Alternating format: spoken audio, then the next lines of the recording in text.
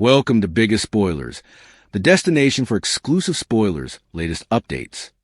General Hospital suckers, we've got a brand new leak from a dependable source, and it's all about the fate of Valentine Cassadine, who's the subject of a massive manhunt right now. Will he wind up dead or back in captivity, and how long is he back to GH? Let's dive into what we just learned from our leaker about how long James Patrick Stewart sticks around and what's ahead for Valentine, his son Charlotte Cassadine, and also Carly Corinthos Spencer, his co-conspirator. Valentine Cassadine's dangerous den and Carly's risky gamble right now. Effects look precarious for Valentine since Jack Brennan is using the WSB's vast coffers to find him. And the PCPD is on high alert as well. Nathan West and Dante Falconeri are searching for Valentine.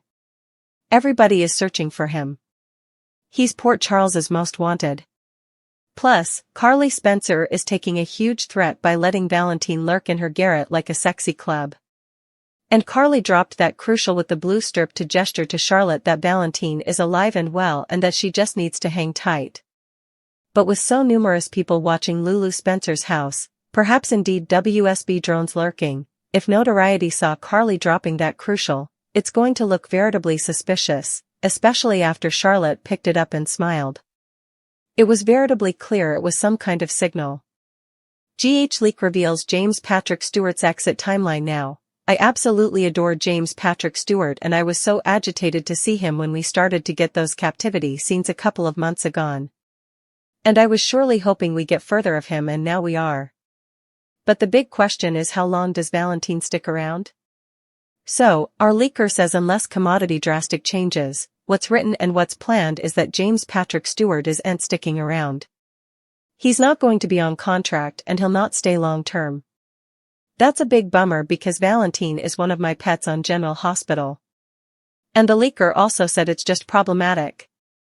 There's no path for Charlotte and Valentine to settle into a normal life in Port Charles. He's just done too important. There's too important crime there. And of course, they can clean up anybody. I mean, let's be honest. But that doesn't feel to be the plan. General Hospital leak Lulu worries so, right now, Lulu is really paranoid because she knows that Charlotte might run off with her pater. For the very reason that she knows she and Valentine can't be together in Port Charles. And given a choice of Lulu versus Valentine, Charlotte's going to go with her pater. If he allows it. So, the leak says we only have James Patrick Stewart for many further months, but that's good. That's better than just many further weeks. And they said that Valentine's current bow is going to end and he exits in March. So that indicates to me that February sweeps 2026 is likely going to be the big climax of this Jack versus Valentine story. Assessing the credibility of the General Hospital leaker and just as a memorial, if you're not a regular listener then, when I advertise these leaks, these aren't verified General Hospital spoilers. This is word from a source who has ties to notoriety behind the scenes at General Hospital that has a solid track record. It's not a perfect track record, but it's enough good. They're the bones. That blurted to me that Cyrus Renaud was Sam McCall's killer way before it came out and also that Erica Slezak would be playing Monica Quartermain's family and that Kirsten Storms was taking a long medical leave of absence. That was all blurted and I revealed it then on the channel well before any of that was verified. So, we'll see if this leak about James Patrick Stewart kissers out as well. 3 implicit fates for Valentine: death, prison, or life on the run. So, Valentine has 3 paths forward. Number 1, death. Number 2, life on the run as a fugitive. Or number 3, back to captivity. So Carly lately asked how long Valentine's staying, and he said until Anna Devane returns. Well, thing is, she's still in Port Charles. She doesn't know it, but she's stuck in a secret room on Ladle Island. So perhaps Valentine will deliver Anna before he leaves city. We know he loves her, but for now, Jack's shadowing Valentine, but says he wants to regain him alive. I do believe Jack because Valentine seems to know further about the final secret work of Caesar Faison, and he hasn't told Jack everything, and we know that the WSB wants to get their hands on that exploration to use it themselves. Will a Valentine and Carly romance end in heartbreak? So, for now, Valentine is concentrated on helping Carly destroy Brennan. But if he figures out that that's what Valentine's doing, Jack may decide, okay, let's just go ahead and take him out. But indeed if they kill off Valentine, that doesn't mean he's gone ever.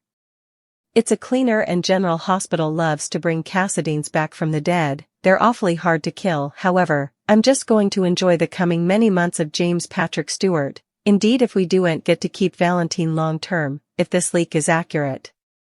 I do hope the cleaner changes course and finds a way to keep James Patrick Stewart around because I really like Valentine's chemistry with Carly. And I was hoping they'd be the coming big love on General Hospital. But also again, between now and March is plenitude of time for Valentine to get involved with Carly, for her to fall for him, and also when he exits, she's agonized. And we could see Jack kill Valentine or he SRE imprisoned or he and Jack kill each other or Valentine goes on the run again. But what we do know is he's not sticking around. Britt Westbourne helped alarmed Portia Robinson, and word of Curtis Ashford's arrest spread. Also, Dante Falconeri and Nathan West spotted commodity important on business cams from the night of Drew Kane's firing. Portia Robinson asked Britt Westbourne for help in the sanitarium. Isaiah Gannon awaited with Portia in an test room for a croaker. Indeed though her pain had eased. When Britt arrived, Portia contended with the fallen croaker. To check on her since there were no other OB/GYNs available. After making a sardonic comment to Isaiah about her lack of a medical license, Britt told him to leave the room. As Isaiah dallied in the hallway, recalling the times he'd been with Portia, the expectant mama stressed she might be having a confinement. Britt also asked Isaiah to bring Dr. Lucas Jones from the ER.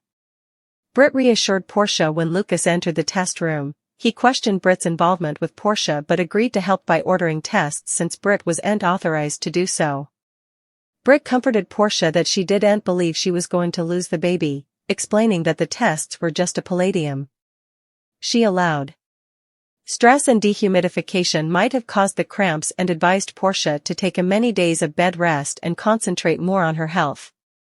Returning to the hallway, Britt told Isaiah that Portia was resting. Also Lucas approached them and mentioned that the tests had been ordered, also pulled Britt away for a private discussion.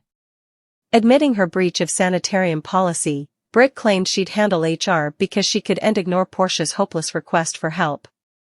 Lucas Jones offers recommendation letter rather of scolding her. Lucas offered to write Britt another letter of recommendation to help her get her license reinstated, impressed by her instincts with both Ned Quartermain and Portia.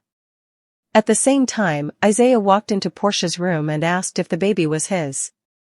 She replied actually, saying that either he or Curtis could be the father, and mentioned that she hadn't participated her gestation news yet because she was staying for a maternity test. Portia also added that Curtis was apprehensive of the baby since Jordan had figured it out and informed him. She told Isaiah that since Curtis was ignorant of the affair and believed the baby was his, no bone differently demanded to know about it. This was to ensure Isaiah's professional character stayed safe. Isaiah Gannon was thrilled. General Hospital recap for Thursday, December 11th. Note Isaiah was happy with that answer. He allowed. About whether Portia would have told him about the baby at each, indeed if the maternity test showed it was his. After her experience with Trina Robinson times agone. Portia had promised to inform him if he was the father, but she didn't anticipate anything from him since they weren't in a relationship. They decided to hold off on agitating his possible part until the test results came back, and Portia mentioned she'd inform him when the test was set. As Isaiah left the room, she took his hand, and formerly in the hallway, he felt hopeful about the chance of getting a pater. Portia, holding her belly, promised her future child that everything would turn out okay. Davis sisters catch up. Christina Corinthos Davis was at the sanitarium for an mislike shot when Molly Lansing Davis came to support her, knowing her family dislikes needles. While they awaited, Christina mentioned the incident with Cody Bell at the Brown Dog, but Molly changed the subject to her new love novel. Playfully, Christina asked who inspired the Buckaroo character, and Molly admitted that Cody might have told her idol. Latterly, after Christina entered her mislike shot, she offered to read Molly's book. But Molly joked that she'd prefer to ask their mama. Elizabeth Baldwin had eye problems in the meantime. General Hospital head nurse Elizabeth Baldwin expressed her enterprises regarding her dry and itchy eyes to patient advocate Felicia Scorpio. In response, Felicia instantly arranged for Liz to see one of the ophthalmologists at the sanitarium. After her appointment, Liz returned with news that she had been diagnosed with a current condition known as Demodex blepharitis. This condition, which arises from an inordinate presence of eyelid diminutives, is fortunately relatively manageable and can be effectively treated with eye drops. Dante Falconeri summoned Jordan Ashford. Dante summoned Jordan Ashford to the PCPD to gain her hand on the paraphrase of her discussion with Curtis and Nathan. She was taken suddenly to find out that Curtis had been arrested for making a false statement and facing inhibition of justice charges. When Dante brought up the videotape substantiation of Selena Wu at the Savoy, Jordan suspected that the toughie might have communicated Curtis upon her return to city. Dante also revealed that the current proposition was that Curtis had reached out to Selena to handle commodity or someone. To that, Jordan had quite a many questions. Jordan asked if he truly allowed Curtis was shamefaced or if the PCPD was pursuing that line because the case against Willow Kane was weak. She also asked if he wanted to avoid entwining Michael Corinthos. As Dante maintained that he'd stepped back from the disquisition due to bias and that the department was simply following the substantiation, Jordan claimed the substantiation was a stretch. Further, she questioned whether they intended to drop the charges against Willow, but eventually inked the paraphrase. Trina Robinson shows up after hearing from Curtis's counsel about his arrest. Trina and Kai Taylor went to see him in his PCPD holding cell. He admitted that he'd prevaricated in his statement regarding the night Drew was shot. Trina allowed. He'd been alone with Jordan at the Savoy, but Curtis refocused out that it didn't make sense to be with her at the club and also meet her at the Brown Dog subsequently. He assured his son that he no way cheated on Portia, averring that he and Jordan were just musketeers when the firing happened. When Trina asked why he'd prevaricated to the police, Curtis explained that there was videotape of Selena Wu at the club that night. Curtis Ashford's explanation. General Hospital recaps for December 11 note that Curtis told Trina that he'd met with Selena because he believed they could unite again, but he realized the price was too high. Trina was confused about why he prevaricated about the meeting if it was insignificant. Curtis falsely claimed that Selena didn't want anyone to know she was back in city and that he didn't suppose it was important to the case. Soon later, Jordan arrived, and seeing her father's on-again love interest upset Trina, egging her to leave with Kai. Curtis apologized to Jordan for dragging her into his problems and asked for her backing in resolving the situation to avoid being charged with tried murder. The news of Curtis' arrest spread at Alexis Davis's house. Nina Reeves blabbed that the charges against Willow were about to be dismissed since someone differently had been taken into guardianship. A trim Drew blazoned that Michael was eventually facing the consequences he merited, and Willow would recapture guardianship of her children now that his whoreson had been arrested. As Willow embraced her hubby in relief, Nina intruded to reveal that she had been with Curtis in his office when her family arrived to arrest him, not Michael. She was uncertain about the charges. But since Jay and Harrison Chase were leading the disquisition into Drew's firing, it probably had commodity to do with that. Suzanne communicated a source at the PCPD. Meanwhile, Suzanne communicated a source at the PCPD for information, while Alexis advised Willow not to get her expedients up about the charges being dropped just yet. Believing they were looking into the wrong person, Drew claimed that Curtis didn't dislike him enough to shoot him.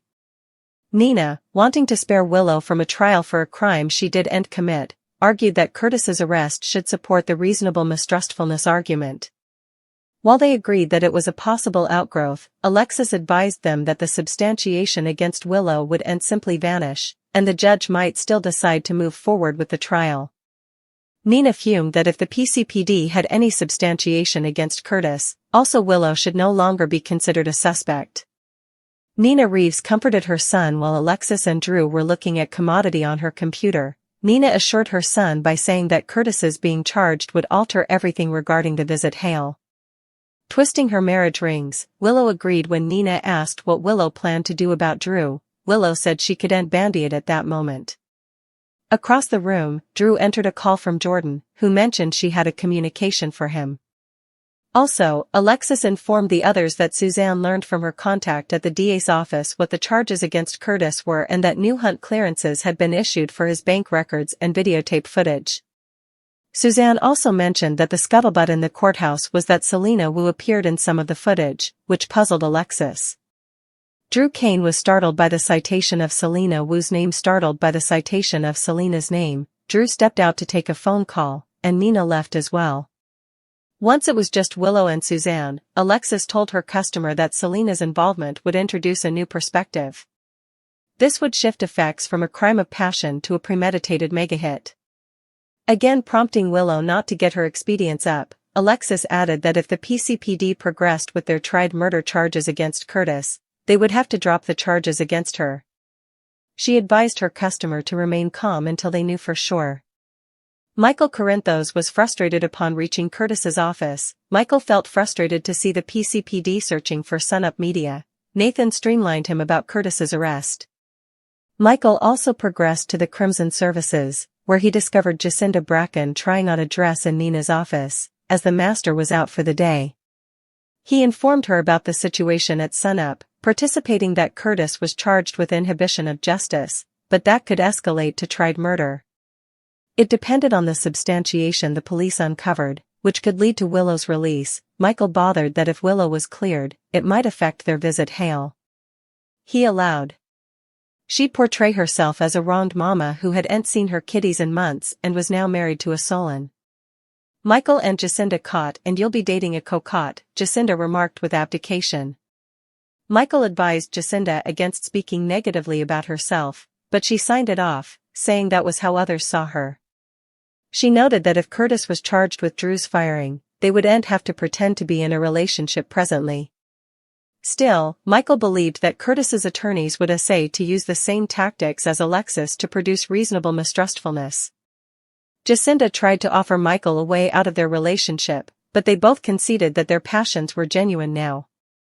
A passionate kiss escalated effects, and Nina entered to find Michael and Jacinda incompletely undressed, kissing in her office. Trina opens up outside the PCPD. General Hospital recaps for the Thursday state that Trina opened up to Kai, expressing her query about her father's narrative. She said it hard to accept the idea that Curtis could wish detriment upon Drew, yet she was beginning to question her understanding of her father. Trina emphasized that further than ever, she felt a pressing need to uncover the verity about the events of the night Drew was shot. Still, Kai couldn't help but consider what Trina would do if the shocking disclosure came to light that her father was indeed the bone responsible. The fact that Kai had left his fingerprints on a baseball club that night supposedly has been forgotten. Nathan and Dante spotted commodity important after returning to the station from the hunt at sunup. Nathan streamlined Dante about Michael's appearance and his torture over Curtis's arrest. Following this, Nathan started examining Curtis's bank statements for any significant recessions that could suggest a payment to Selena Wu. Dante also requested a review of business and doorbell camera footage to find any signs of Selena or her associates near Drew's house that evening. While Nathan and Dante were going over the report on the neighborhood vids, they discovered a distinction in the footage from one camera that hadn't been anatomized yet. Still, once they watched the tape recording, both Dante and Nathan noticed commodity that could impact the disquisition. "That's our answer," the acting manager blazoned. Curtis's deal with Drew in the dimly lit confines of the jail below. Drew made his way to visit Curtis, roistering in the fact that his formerly close friend was on the verge of facing charges for the very act of shooting him. Yet, Curtis, unfazed by Drew's taunts, prompted him to cease the facade, pointing out that the true reason behind Drew's desire to see him dead was extremely worrisome for the Solon. He also proposed that they explore implicit alliance to help one another. The two former stylish musketeers feel to be reinstating a form of their fellowship as mates in crime, or at least throwing the substantiation of a crime. It would feel that Curtis has overcome his former fear of rats, trying to make a deal with a great big bone. Be sure to catch up on everything passing with GH right now. Come back then frequently for General Hospital spoilers, news, and updates. Business cam footage surfaced in Drew Kane's case while Nina Reeves caught Michael Corinthos and Jacinda Bracken getting passionate.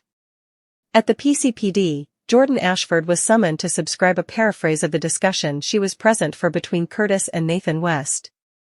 Jordan learned Curtis had been arrested for inhibition of justice and giving a false statement. Meanwhile, Trina Robinson and Kai Taylor visited Curtis in lockup. Curtis admitted he'd been arrested because he claimed he was alone at the Savoy the night of the firing, but security footage showed Selena Wu there. Curtis said he allowed. They could work together again, but also realized the cost of doing business with Selena was too high. Since Selena wanted her return to Port Charles to stay hush-hush, Curtis didn't mention it. Curtis also played it like he didn't suppose this was applicable to the case, but Trina was easily overwhelmed and suspicious of her father. When Jordan popped up, Trina fumed over her presence and took off with Kai. Jordan spoke with Curtis alone, so he said there might be a way to alleviate this and pushed for her help. At Alexis Davis's house, Nina was hopeful about the charges against Willow getting dropped now that Curtis had been arrested. Alexis advised against getting ahead of themselves since they didn't know what exactly Curtis had been charged with yet. Drew was worried since he still felt that Michael should be the one going down for his firing. Nina wound up speaking with Willow alone about the Curtis news changing effects, so Willow looked at the ring set on her cutlet and sounded reflective. Of course, Willow couldn't talk about it any farther with Nina since Drew was standing hard with Alexis. Thanks to Suzanne's source, Alexis was suitable to score word on Curtis' charges and the fact that Selena was spotted on the security footage at the Savoy.